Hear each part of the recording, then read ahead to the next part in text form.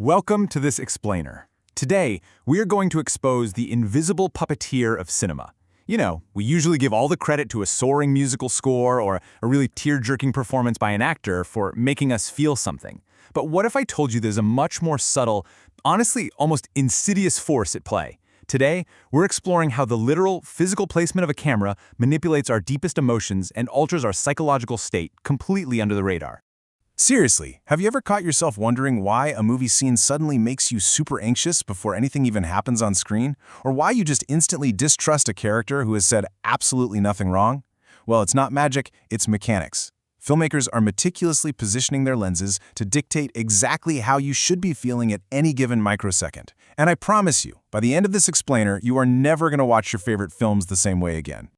So, to decode this whole psychological matrix, we're going to break it down into 5 key dimensions: visual grammar, vertical angles, horizontal angles, tilted angles, and finally, subjective angles. Let's jump right in. All right, starting us off, Section 1, the hidden visual grammar. Every single time you sit down to watch a film or a TV show, you're actually interpreting what's known as the grammar of the shot. Basically, these are the accepted ground rules for how visual elements are put together. Because, think about it, ever since childhood, we as audiences have been subconsciously trained to decode this visual information. We might not go around saying it out loud, but we know exactly what certain images mean and how they're supposed to make us feel. Adept filmmakers rely on this unspoken dynamic to totally bypass your logic and wire directly into your emotions. Moving right along to Section 2, vertical angles. Okay, let's really dive into this. The general rule of thumb is that shooting a subject right at eye level generates a neutral angle. We relate to that character as an equal. But the second you raise or lower that camera, you create a privileged point of view. Take a high-angle shot, where the camera is up above looking down. That immediately tells our brains the subject is small, weak, vulnerable, or subservient. But flip it to a low-angle shot, where the camera is down below looking up, and wow, that same exact subject suddenly looms over us. They appear significant, larger than life, powerful, or even flat-out threatening. As you'll see here, this brilliantly illustrates the concept. On the left side, that high angle is literally compressing the subject into the floor. The camera is physically keeping them down. But over on the right, it's the exact same subject, just shot from a 45-degree low angle, and it takes on a completely different emotional weight. Like if these were point-of-view shots, the high angle feels like a giant looking down, right? And the low angle feels like you're trapped in a pit looking up at someone. The camera alone is manufacturing that entire power dynamic. All right, Section 3, horizontal angles. A fantastic example of an intimacy barrier is the profile shot. Now, sure, you can gather some basic surface-level facts from a profile. You can see the person's hair, or tell if their mouth is moving. But as our source material pretty hilariously points out, unless your actor can magically migrate both of their eyes to one side of their head like a flounder, the audience is totally locked out. We simply cannot see what that character is truly thinking or feeling deep down. So, the absolutely crucial point here is that eyes really are the windows to the soul, and obscuring them has a massive psychological impact. Hiding full facial expressions from us mechanically generates feelings of duplicity. It fosters distrust and creates this immediate emotional disconnect. It basically screams that the character has a secret. And filmmakers use this exact mechanical placement to quietly plant seeds of suspicion in your mind, long before the character actually does anything wrong. That brings us to Section 4, tilted angles. I guarantee you've felt the effects of this technique before. It's called the Dutch angle, or sometimes a canted or oblique angle. This is where the camera itself is physically rotated around the axis of the lens, relative to the horizon. So suddenly, all your vertical and horizontal lines go totally askew. When the horizon line is tilted like that, it simulates you actually tilting your head to the side.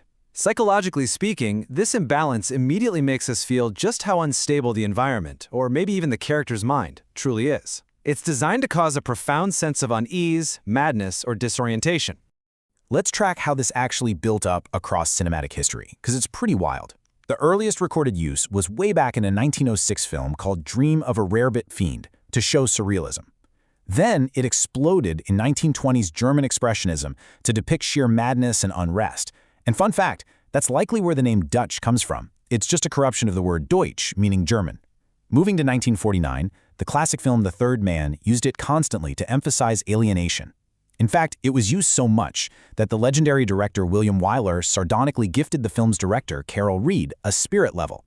And then, of course, The 1960s Batman TV series used Dutch angles all the time for their villains. Why? Quite literally because the villains were crooked. But because the Dutch angle is such an obvious, in-your-face technique, it is incredibly easy to abuse. The famed film critic Roger Ebert once sharply criticized the sci-fi movie Battlefield Earth for its exhausting use of the Dutch angle. He famously said, "The director has learned from better films that directors sometimes tilt their cameras, but he has not learned why." And that quote just perfectly hits the nail on the head. Overt psychological manipulation only works if the filmmaker actually understands the why behind the emotion they're trying to evoke. And finally, Section 5, Subjectivity and Eye Lines. Now, what's truly fascinating about this next slide is the objective-subjective bridge created by the over-the-shoulder shot. Here, the camera is literally peeking over the shoulder of our main talent. Now, because their face is hidden from us, we don't know exactly what they're thinking. But because we are dropped into the scene from their rough vantage point, looking at exactly what they are looking at, we are heavily encouraged to do the thinking and feeling for them. We basically start to merge our own psychological state with theirs. And this subjective connection gets perfected through a technique called the eye-line match.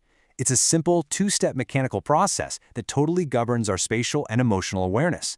Step 1 is the setup. We see a character looking really intently at something off-screen. This establishes a clear line of attention, and as viewers, we are hardwired to want to follow it. Step 2 is the payoff. The very next shot reveals that object of interest, but crucially, it's filmed from a corresponding direction, angle, and height that matches the character's vantage point. Fulfilling that visual expectation builds a massively compelling narrative connection in our brains. Suddenly, we aren't just watching the character, we are experiencing the world right alongside them. So from the crushing weight of a high angle to the deep paranoia of a Dutch tilt, you now possess the blueprint to the visual grammar of cinema. You can finally see the matrix. So I'm going to leave you with this final provocative thought.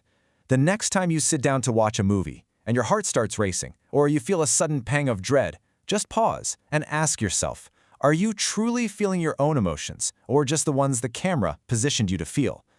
Thanks so much for joining me on this explainer. Keep your eyes open out there and keep learning.